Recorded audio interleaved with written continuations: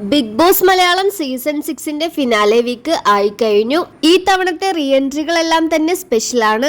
മലയാളികൾ കാത്തിരുന്ന ഏറ്റവും വലിയ റീ എൻട്രി എന്ന് പറയുന്നത് ഗബ്രിയുടേതാണ്.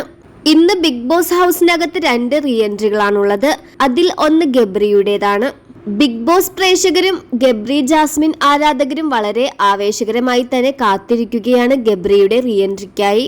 ജാസ്മിനെ താൻ വല്ലാതെ മിസ് ചെയ്യുന്നുവെന്നും അവളെ കാണാൻ എന്തായാലും റീ എൻട്രിക്ക് പോകുമെന്നും ആദ്യമേ തന്നെ ഗബ്രി പറഞ്ഞിരുന്നു. ജാസ്മിനെ താൻ എത്രമാത്രം മിസ് ചെയ്യുന്നുവെന്ന് ഗബ്രിയുടെ വാക്കുകളിൽ നിന്ന് തന്നെ മനസ്സിലാകുന്നുണ്ട്. ജാസ്മിൻ കോർത്തു കൊടുത്ത മാല ഇപ്പോഴും കയ്യിൽ കെട്ടിക്കൊണ്ട് നടക്കുകയാണ് ഗബ്രി. ഗബ്രിയെ കണ്ട് സന്തോഷം കൊണ്ട് കെട്ടിപ്പിടിച്ച് കരയുന്ന ജാസ്മിനെയാണ് നമുക്ക് പ്രേക്ഷകർക്ക് എല്ലാവർക്കും നാളെ കാണാൻ സാധിക്കുക. പുറത്തു നടക്കുന്ന പല വിഷയങ്ങളും ജാസ്മിനെ നന്നായി തന്നെ ബാധിച്ചിട്ടുണ്ട്.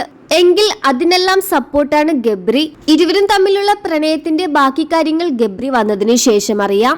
ജാസ്മിൻ ഗബ്രിയെ വിവാഹം ചെയ്യാൻ പോകുമോ എന്നുള്ള കാര്യങ്ങളെല്ലാം തന്നെ ഇനിയാണ് നടക്കാൻ പോകുന്നത്.